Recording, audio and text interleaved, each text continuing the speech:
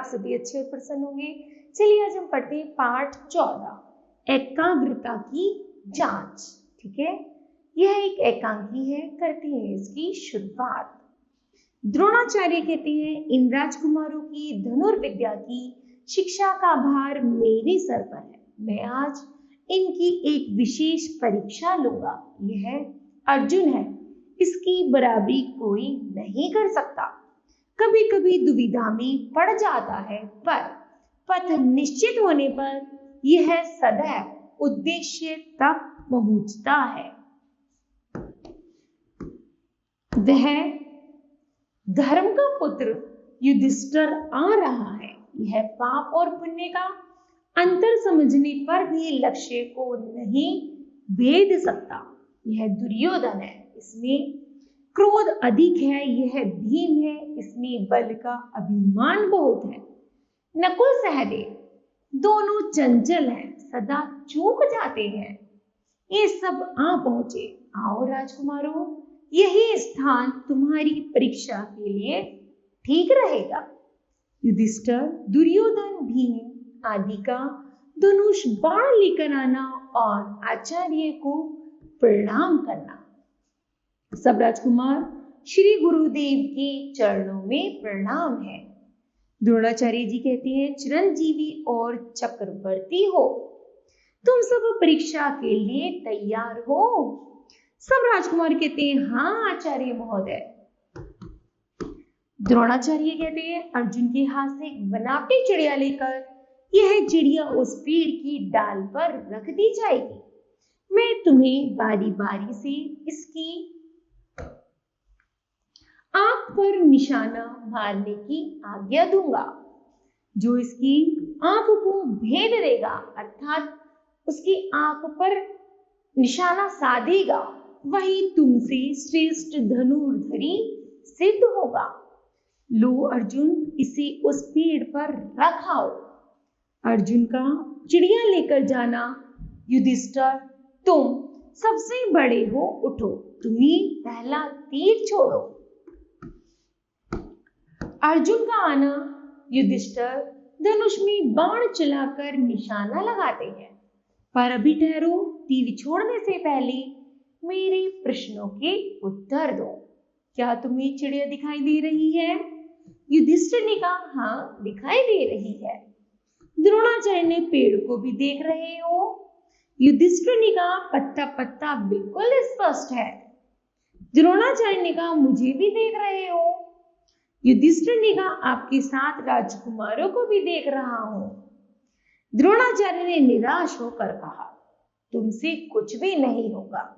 राजकुमार, तुम्हारा तीर व्यर्थ जाएगा, बाण उतार लो। दुर्योधन ने युधिष्ठिर के हाथ से धनुष बाण ले लेते हैं।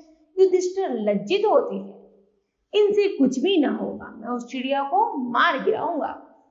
द्रोणाचार्य, अच्छी बात है, तुम्हें चलाओ, पर दूसरे के शस्त्रों से नहीं, अपने ही शस्त्र से।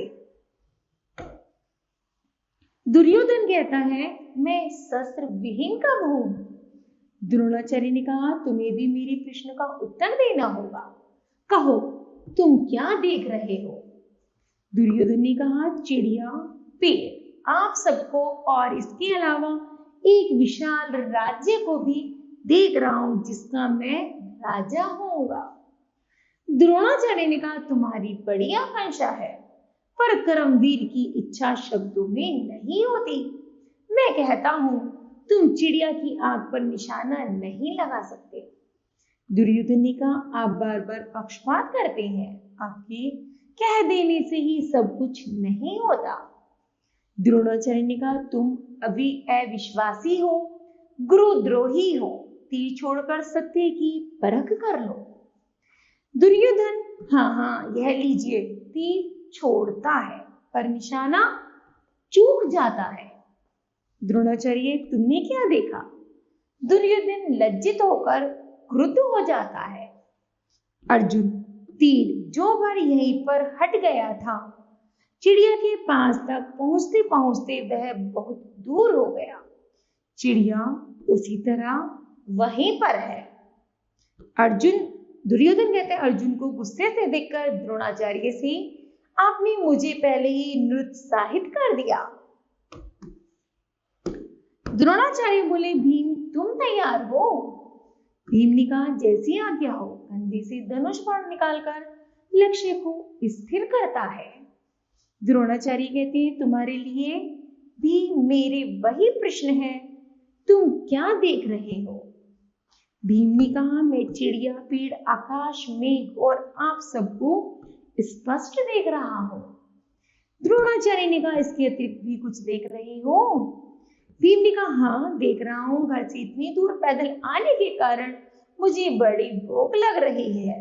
मैं एक थाली में षटरस भोजन परोसा हुआ भी देख रहा हूं। सब राजकुमार हंसते हैं। द्रोणाचार्य, तुम भोजन भट्ट हो भीम।